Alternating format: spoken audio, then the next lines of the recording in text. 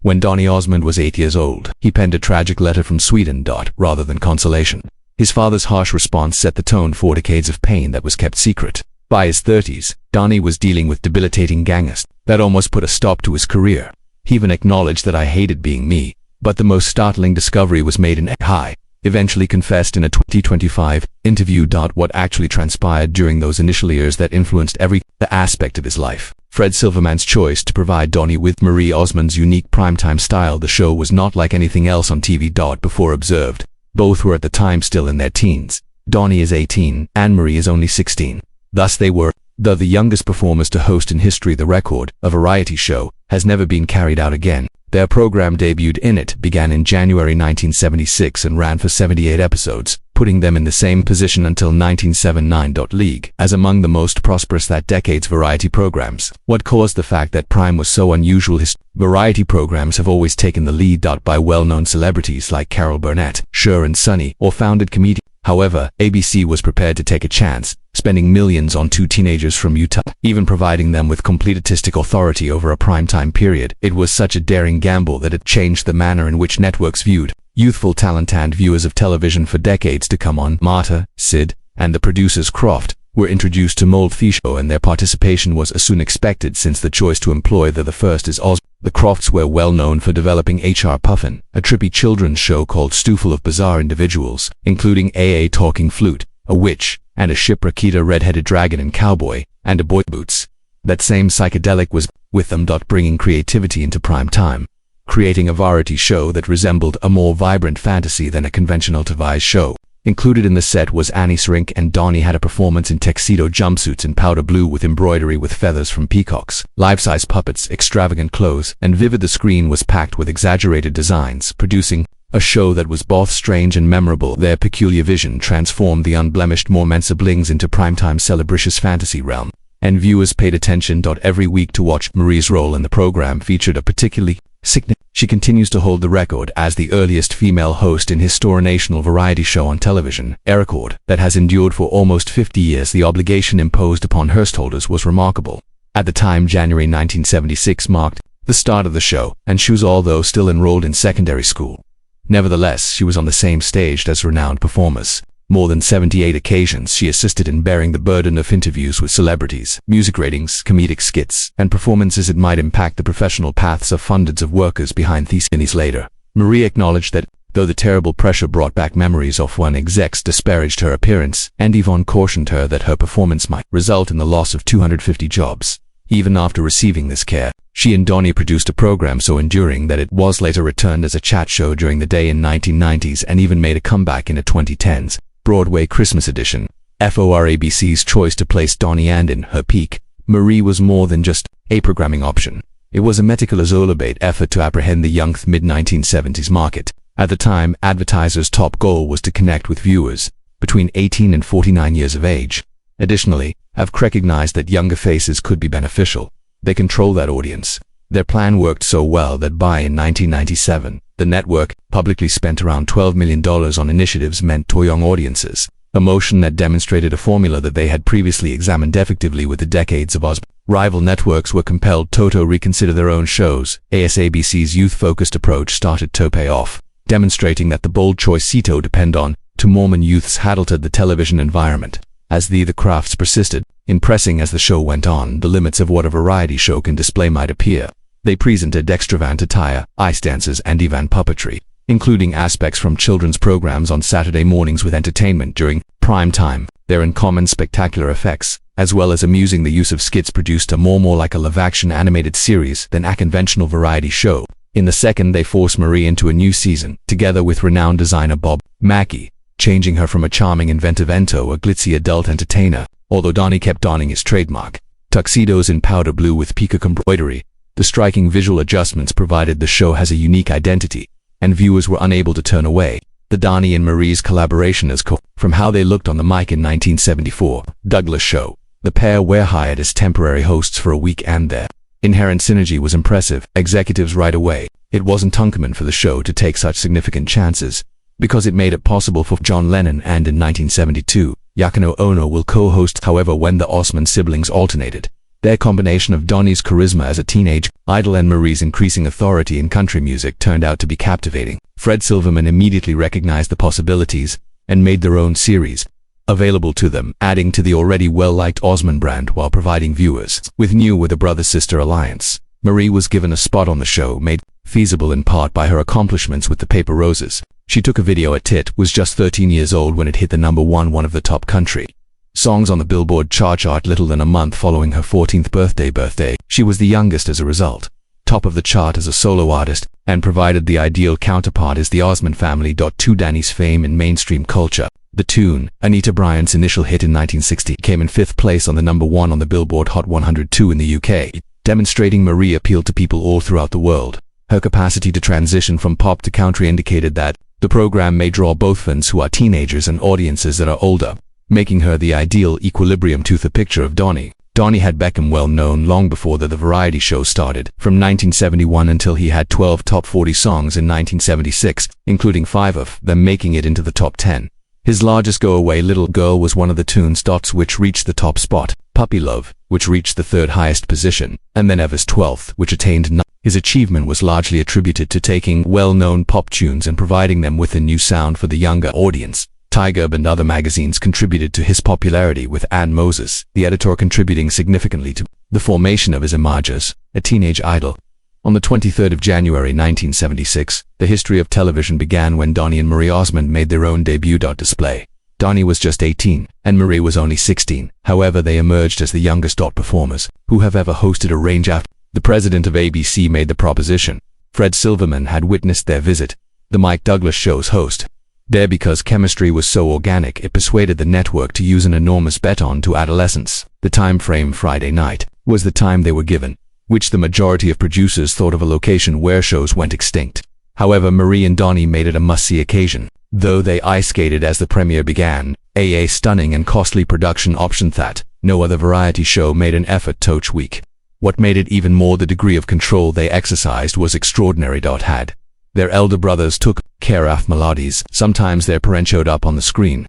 Additionally, the complete program turned into an actual family production that was not typical of Hollywood. In 3 seasons, the program generated 78 episodes and became well known. Few could have foreseen that. Mattel purchased the merchandising rights soon and made Donny and Marie dolls available in 1977. The dolls' intended purpose was to holding microphones and wearing vibrant jumpsuits that turned into a distinctive appearance. By 1978, their sibling The Toy had even been updated to include Jimmy. Line.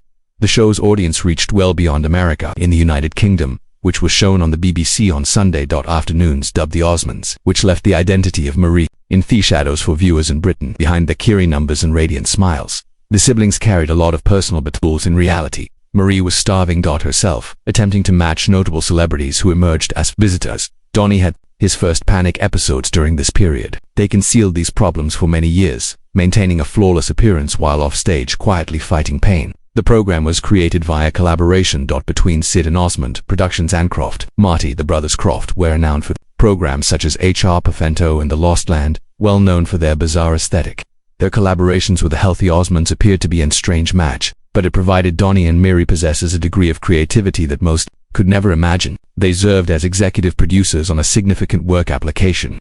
Additionally, in 1977, they even transferred the whole show from from Angeles to Orem. The just-released 104,000 people worked at George V. Osmond Studios. Square feet, and was made the new house that had never happened to a major Hollywood network program to depart, but the relocation made it possible for the family to maintain authority while creating a new type of production model that is focused on independent and family values. The variety shows also established the groundwork for their upcoming achievements in Las Vegas. Although it was first shot at KTLA and Los prior to relocating to Utah, the Angeles, the combination of comedy, music and the eyewear was ideal for theater. In Vegas, after many years, this format resulted in a return with residency in 2008 in the Hollywood Theater of the MGM Grand. What should have been only 8 performances developed into a stretch of 11 years at Las Vegas's Flamingo. From 2008 until they gave 1,330 performances on November 9, 2019. Displays. Even in 2014, the Flamingo changed the name of the showroom to the Donny and Marie Showroom in their honor. Donny Os carried on the custom with a solo longer stay at Hart's Las Vegas until November 2025. Their impact was acknowledged formally at the 2015 TV WHEN Donny and Marie receive awards, won the Pop Culture Award. It arrived 36 years following the conclusion of their show and demonstrated how ingrained their efforts had become. With viewers, they were already victorious. Favorite Singing TV Land Award in 2006 and has received nominations for 2005. The Pop Culture Award showed up when their Las Vegas career was at its peak residency at the time. They also received 3 Best of Las Vegas Review Journal 2012's Vegas Awards for Best Show, Best Excellent Singer and All-Around Performer. Donny Osmond has frequently discussed how he deeply lamented the manner in which Donny and the Marie Show came to an end. The variety show. This was broadcast on ABC from 1976 and 1979. Among the pivotal events in his career alongside Marie, his sister, however, it left him feeling frustrated, greater than contentment. Later, Donny acknowledged that he and Marie didn't have the opportunity to make their own decisions when the show would conclude. That choice was made, leaving the two as onlookers for them in their individual professions. He explained it as a pivotal moment, understanding they had relinquished creative authority over their fate. When the cancellation was made in 1979, it triggered what he referred to be amazing battle with his public picture, one that would follow him around 4 years. The remorse was more than that. Even when the show was over, it ended without their permission, demonstrating how success with little power performers might have in the business. The following years were challenging. Despite Donny's continued talent, and reviewers pointed out that imaginative he made mistakes in the late 1970s that led tonally loose to light. The majority of the 1980s he acknowledged that his reputation had degenerated into shaman, that the term unhip was used to him. At one point, the situation became so dire that a publicist advised him to purposefully become meditated for possessing drugs in order to shrug off his spotless appearance. Donny remembered that he had even employed the publicist who came up with the concept, who outlined a comprehensive plan to get Hymex for someone who was brought up in a highlight that is family-friendly. The variant demonstrated how disconnected he had evolved into what the amusement world exploited. Additionally, it displayed the chilly skepticism of a sector where a drug arrest was regarded as a valid tactic to bring a career back to life. Donny's private principles frequently conflicted with these. As an ardent follower of the Latter-day Church of Jesus Christ Saints, he never stopped attempting to reconcile his beliefs with the industry standard. In March 2010, years later, artists such as Lady were openly chastised Beyoncé and Gaga for using foul language and explicit content in their video call. His views on same-sex unions following Proposition 8 in California in 2008 include demonstrate the stress he was under as he expressed disapproval while attempting to stay in his public persona. Donny formally clarified that if he captured a Prince's song, people would presume as sanitized since it was him, assuming it was filmed by Prince himself, and viewers will describe it as filthy. He said that wasn't just it showed his annoyance, as much as at being stereotyped and the boundaries of his reputation for being wholesome artistic liberty. Afterward, in 2010, a layer conflict erupted that threatened totally destroy the perception he had worked really hard to keep safe. In October of that year, Chip Lightman, manager of entertainment, filed a complaint in the District of Clark County Court, claiming that Donny is dishonest, cunning, fraudulent, and gritty. Lightman, Danny's manager, Gans painted before collaborating with Donny an image of a man who is prepared to tell lies and manipulate in order to make money. As stated, Donny lied directly to the plaintiff in the litigation. Representatives of the Flamingo Hotel disproceeded Tremont misinformation regarding on the field, as well as declined to perform on stage until the demands were fulfilled.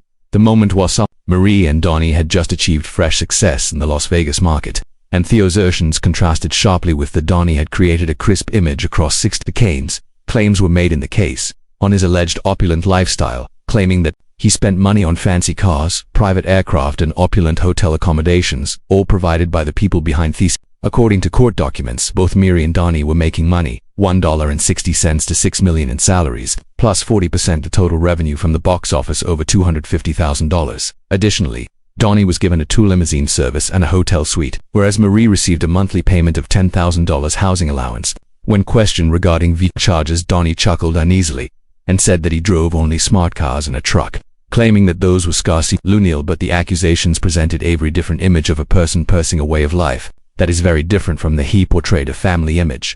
The most profound, it wasn't the money that hurt Lightman, but it was betrayal, he said. He reported that he had saved Donny and Mary's careers when he returned them to the stage at the Flamingo in April 2008 hotel, their first performance together on the strip in 30 years. The performance was an instant achievement, producing millions and taking back their position in the music. However, based on the lawsuit after the show's financial success and was prolonged until October 2012, Donny started making plans to push both the William Morris agency and Lightman put aside. According to the court filings, Donny awaited the show's security prior to excluding those who had dated in his success.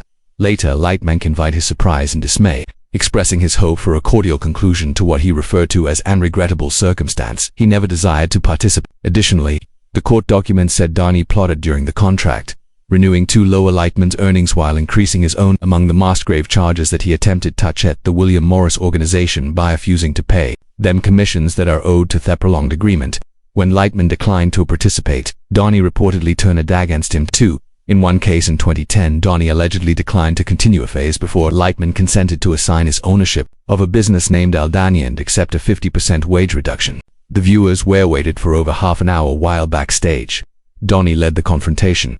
According to court documents, he also denied not consenting to prolong Lightman's producer contracts and disseminate gossip which Lightman had been using two monetary values associated with his salary. Donny Osmond took a seat in 2025 for an Good Morning Britain interview and correct the record regarding what it was like to be a child celebrity growing up.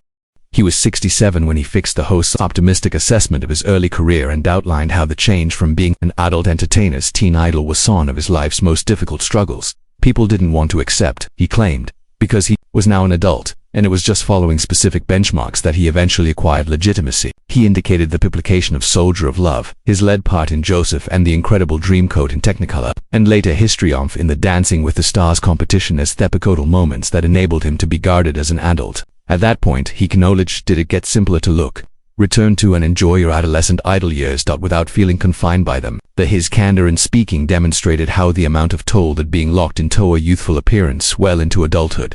By when Donny was just 25 years old in 1982, the world had already given him a washed-up label. It was an unexpected decline. For someone who hadn't had tunes like Go that dominated the charts, Little Girl Away which attained number 1 as well as Puppy Love which rose to number 3, the music business had went on, and even Donny acknowledged that he felt compelled to change who he was. He subsequently stated, I understood I had to but Donny Osmond wasn't, so someone else acting on my behalf. The circumstances were even more difficult because he needed to maintain his image as a family-friendly Mormon while he aimed to be seen as an record labels and fans appeared too with the intention of keeping him in a pigeonhole, and he frequently contrasted his difficulties with Justin Bieber's struggles with a picture of a teenage idol, pointing out that Bieber had his own difficult journey to overcome it for Donny. The monetary and psychological this transition was really taxing, particularly because record labels were reluctant to sign someone who is so closely related to Totopop bubblegum, behind the music and smiling appearances in television. Donny had a tough upbringing. George Osmond, his father, had grown up with a violent stepfather and introduced that hardness of the military into managing the household. George even delegated 9 children's numbers rather than addressing them by name. When Donny was touring Sweden at the age of 8, he wrote a letter home pleading for them to return. Due of loneliness, rather than his father consoled him by beating him and urged him to express gratitude.